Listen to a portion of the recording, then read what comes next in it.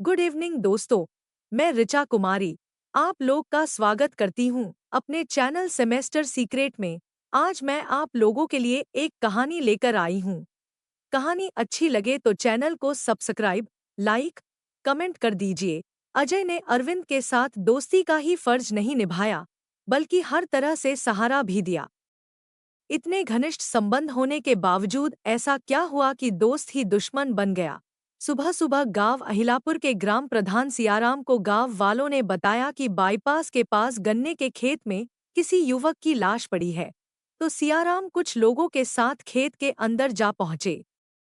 वहां सचमुच खून से लथपथ एक युवक की लाश पड़ी थी। उन्होंने फौरन इस बात की जानकारी बरेली के थाना इज्जतनगर पुलिस को दी। कत्ल की सूचना मिलते ही थाना इज्जतनगर के थाना प्रभारी इंस्पेक्टर मोहम्मद कासिम सहयोगियों के साथ घटनास्थल की ओर रवाना हो गए। बाईपास पर पहुंचकर थाना प्रभारी ने देखा कि गन्ने के खेत में एक युवक की लाश पड़ी थी। लाश देखकर ही लग रहा था कि उसके सिर पर किसी भारी चीज से वार करके उसकी हत्या की गई थी। तलाशी में मृतक युवक के पास से ऐसा कुछ नहीं मिला जिससे उसकी शिनाख्त हो पाती।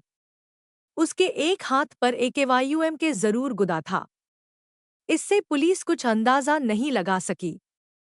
आस पड़ोस के लोगों को घटनास्थल पर बुलाकर शिनाख्त कराने की कोशिश की गई, लेकिन कोई भी उसके बारे में कुछ नहीं बता सका। इसके बाद थाना प्रभारी ने लाश की फोटो कराकर घटनास्थल की अन्य कार्रवाई निपटाई और लाश को पोस्टमार्टम के लिए भिजवा दिया। अगले दिन के अखबार में लाश की फोटो छपवाई गई, तो उसे देखकर मुरादाबाद के पिपली ठाकुरद्वारा गांव का रहने वाला सुधीर थाना इज्जतनगर पहुंचा। अखबार में छपी फोटो इंस्पेक्टर मोहम्मद कासिम के सामने रखकर उसने कहा, साहब, इस आदमी की शक्ल मेरे छोटे भाई अरविंद से मिलती है। मैं उस लाश को देखना चाहता हूँ जिसकी यह फोटो है। इंस्पेक्टर मोहम्मद कासिम ने एक सिपाही के साथ उस लड़के को बरेली स्थित पोस्टमार्टम हाउस भेज दिया। सुधीर ने लाश देखकर उसकी शिनाख्त अपने छोटे भाई अरविंद की लाश के रूप में कर दिया। लाश की शिनाख्त होने के बाद इंस्पेक्टर मोहम्मद कासिम ने थाना इज्जतनगर में अपराध संख्या 610/14 पर अरविंद की हत्या का मुकदमा अज्ञात लोगों के खिलाफ दर्ज कराकर जांच शुरू कर दी। पूछताछ में मृतक अरविंद के बड़े भाई सुधीर ने बताया था कि अरविंद बरेली के सुभाषनगर में संगीता के यहाँ किराए पर रहता था। वहाँ वह अकेला ही रहता था और ऑटो चलाता था।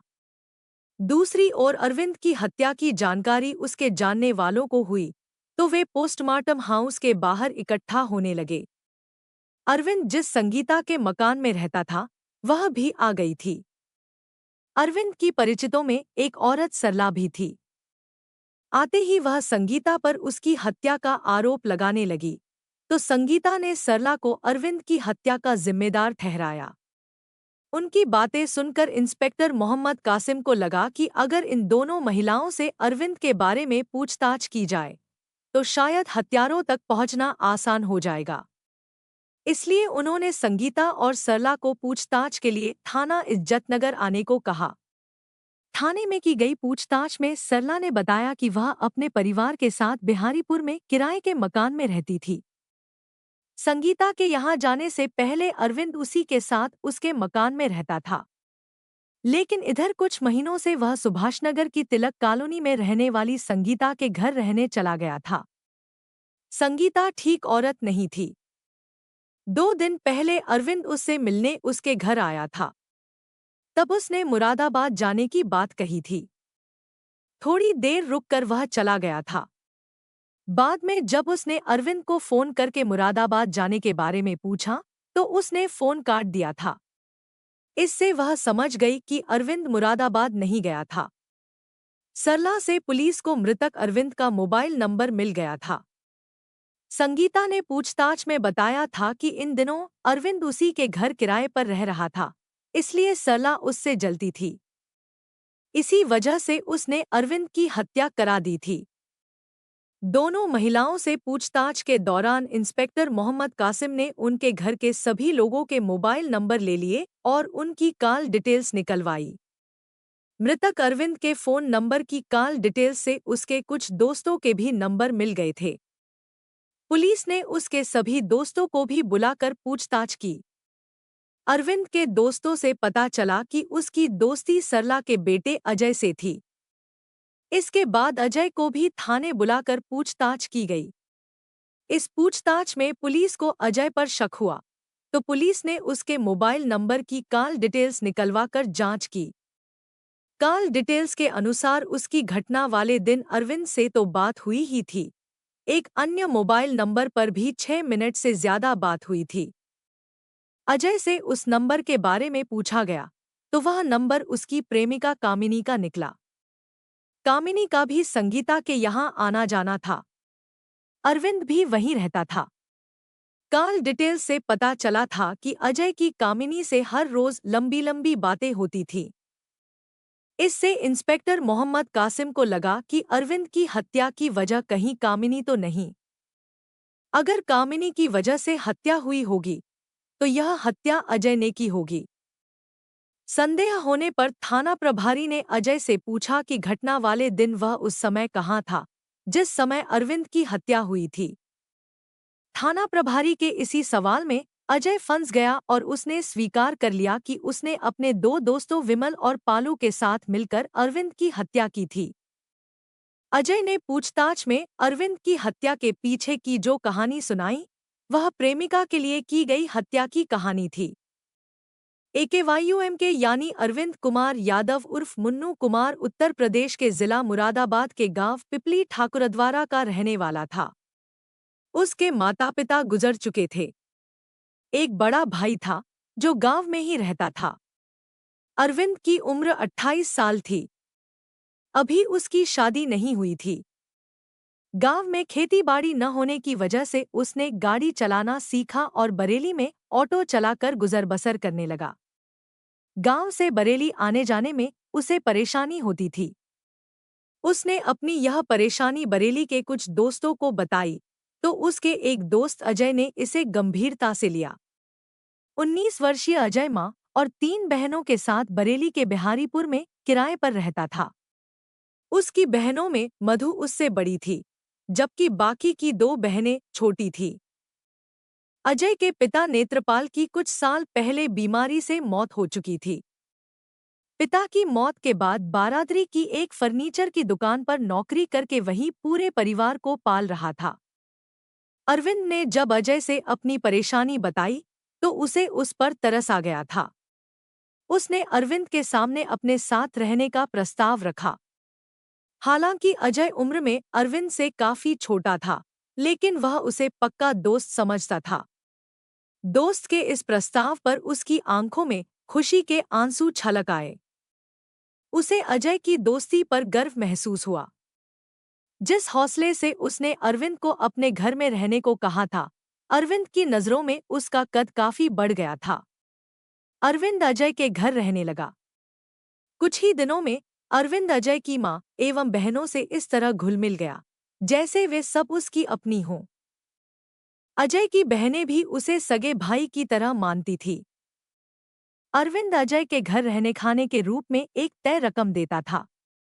अजय के घर रहने से अरविंद को अपने काम पर जाने में काफी आसानी हो गई थी। उसका काम ऐसा था कि हर रोज नए नए लोगों से मुलाकात होती थी। इनमें अच्छे लोग भी होते थे और बुरे लोग भी। एक दिन अरविंद के ऑटो में एक महिला सवार हुई। बातचीत में उसने अरविंद से उसके बारे में पूरी जानकारी ले ली। अरविंद ने उसे उसके घर छोड़ा और अपना किराया लेकर चला गया। लेकिन उस दिन के बाद उस महिला को जब भी कहीं आना जाना होता, वह अरविंद के ही ऑटो से आती जाती। लगातार मिलते रहने की वजह से अरविंद उस महिला से काफी घुल मिल गया। अरविंद के पूछने पर उस हंसमुख स्वभाव की महिला ने अपना नाम संगीता बताया। संगीता का पति मोहरपाल भी ऑटो चलाता था। उसके 3 बच्चों में 2 बेटे आकाश उर्फ बबलू, विशाल और एक बेटी पूजा थी। अरविंद अविवाहित था, इसलिए हंसमुख स्वभाव की संगीता उसे काफी अच्छी लगी। बातचीत और हाव भाव से उसे लगा कि अगर वह संगीता के ऊपर थोड़ा खर्च करता है, तो संगीता जल्दी ही उसके काबू में आ सकती है।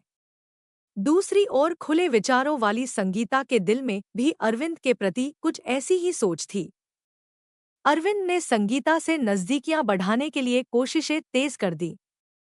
वह संगीता को मुफ्त में सैर-सपाटा कराने के साथ साथ उस पर पैसे भी खर्च करने लगा। संगीता ने अरविंद का झुकाव अपनी ओर देखा तो उसने उसे खुली छूट दे दी। इसका नतीजा यह निकला कि उन दोनों के बीच अवैध संबंध बन गए। इसके बाद संगीता के करीब आने के लिए अरविंद बेचैन रहता था। संगीता को भी अरविंद से जो सुख मिलता था उसके लिए वह भी परेशान रहने लगी थी। इस दिक्कत को दूर करने के लिए अरविंद अजय का घर छोड़कर संगीता के यहाँ रहने आ गया। सरला की समझ में यह नहीं आया कि इतना प्यार मिलने के बावजूद अरविंद अचानक उसका घर छोड़कर क्यों चला गया। लेकिन अजय अरविंद का दोस्त था, इसलिए उसे अरविंद के जाने की वजह पता थी। लेकिन यह बात वह मां को बता नहीं सकता था। इधर कुछ दिनों से संगीता के घर एक खूबसूरत लड़की कामिनी आने जाने लगी थी। अरविंद ने उसके बारे में पूछा तो संगीता ने बताया कि उसे काम की तलाश है। दरअसल संगीता चालू किस्म की औरत थी। वह भोली भाली और गरीब लड़कियों को नौकरी दिलाने का झांसा देकर अपने परिचित ग्राहकों के आगे परोसती थी। कामिनी संगीता की इस वास्तविकता को नहीं जानती थी। वह जब भी संगीता से मिलने आती, संगीता उसे अपने पास बिठाकर सुनहरे ख्वाब दिखाती। इस बीच अगर वहां अरविंद होता तो वह कामिनी से हंसी मजाक करके उसके करीब आने की कोशिश करता, जबकि कामिनी उसे जरा भी तवज्जो नहीं देती थी। अरविंद भले ही अजय का घर छोड़कर चला आया था, लेकिन उनकी दोस्ती अभी भी पहले जैसी ही थी। इसलिए अजय अक्सर उससे मिलने संगीता के घर आता रहता था। इसी आने जाने में किसी दिन अरविंद ने अजय का परिचय कामिनी से करा दिया। अजय और कामिनी हमउम्र थे, इसलिए दोनों में दोस्ती हो गई, जो जल्दी ही प्यार में बदल गई। अजय और कामिनी में निकटता बढ़ी तो एक दिन कामिनी ने अजय से अरविंद की शिकायत करते हुए कहा कि अरविंद की नीयत उसके प्रति ठीक नहीं है। जब देखो तब वह उससे छेड़छाड़ करता रहता है। कामिनी की इस शिकायत पर अजय ने अरविंद से कहा कि वह कामिनी से प्यार करता है, इसलिए वह उसे परेशान न करे। इसके बाद अरविंद कामिनी को और परेशान करने लगा। तब अजय ने उसे गंभीर परिणाम भुगतने की धमकी दे डाली। अरविंद ने उसकी धमकी एक कान से सुनी और दूसरे से निकाल दी। जब भी उसकी मौजूदगी में कामिनी संगीता से मिलने आती, वह उसे पटाने की कोशिश में लग जाता। अरविंद की इन ओछी हरकतों का कामिनी ने विरोध भी किया, लेकिन संगीता की ओर से खुली छूट मिली होने की वजह से अरविंद अपनी हरकतों से बाज नहीं आ रहा था। कामिनी के खूबसूरत जिस्म को पाने के लिए उसका मन मचल रहा था। वह जब भी कामिनी को छेड़ता, कामिनी उसकी शिकायत अपने प्रेमी अजय से करती। इसके बाद अजय गुस्से में अरविंद के पास पहुंच जाता और उससे लड़ाई झगड़ा करता। इस तरह कामिनी को लेकर दोनों के बीच आए दिन लड़ाई झगड़ा होने लगा। जब अजय ने देखा कि अरविंद अपनी हरकतों से बाज नहीं आ रहा है तो उसने अपने दोस्तों विमल पुत्र रामशरण निवासी कोधल, थाना सिकंदरा, आगरा और पालू पुत्र सूरजपाल निवासी नौरंगपुर, थाना ममौरा, बरेली के साथ मिलकर अरविंद की हत्या की योजना बना डाली। विमल पहले आगरा में रहता था। वह फेसबुक के जरिए अजय की बड़ी बहन मधु के संपर्क में आया था। दोनों में घनिष्ठता बढ़ी तो वह मधु से मिलने बार बार बरेली आने लगा। मधु से मिलने जुलने में परेशानी न हो, इसके लिए उसने उसके भाई अजय से दोस्ती गांठ ली थी। अजय से दोस्ती के बाद विमल उसके घर बेरोक-टोक आने जाने लगा था। मधु के ही लिए विमल अरविंद की हत्या की योजना में अजय का साथ देने को तैयार हुआ था। 27 नवंबर को अजय ने कामिनी को फोन किया तो उसने एक बार फिर अरविंद की शिकायत की। तब अजय ने कहा, आज के बाद अरविंद तुम्हें फिर कभी परेशान नहीं करेगा। यह सुनकर कामिनी खुश हो गई। उसी रात अजय लोहे की रॉड लेकर अरविंद को सबक सिखाने के लिए बाईपास के सुनसान रास्ते पर पहुंच गया। विमल और पालू भी उसके साथ थे। कुछ देर इंतजार करने के बाद जब अरविंद आया तो तीनों ने उसे घेर लिया। अरविंद कुछ समझ पाता। अजय ने लोहे की रॉड से पीट पीट कर उसे मौत के घाट उतार दिया। अरविंद की हत्या करने के बाद लाश को घसीटकर उन्होंने सड़क के किनारे के एक गन्ने के खेत में फेंक दिया और खून से सनी वह रॉड भी उन्होंने वहीं फेंक दी थी। पुलिस ने अजय की निशानदेही पर लोहे की वह रॉड भी बरामद कर ली थी, जिससे उसने अरविंद की हत्या की थी। दोनों अन्य अभियुक्तों विमल और पालू में से पुलिस ने विमल को तो अजय के घर से गिरफ्तार कर लिया था, लेकिन पालू पकड़ में नहीं आया। पूछताछ के बाद अजय और विमल को पुलिस ने अदालत में पेश किया, जहां से दोनों को जेल भेज दिया गया। पालू की तलाश की जा रही है। अरविंद ने अजय पर आंख मूंद कर भरोसा किया, लेकिन वही भरोसा उसकी मौत का कारण बना।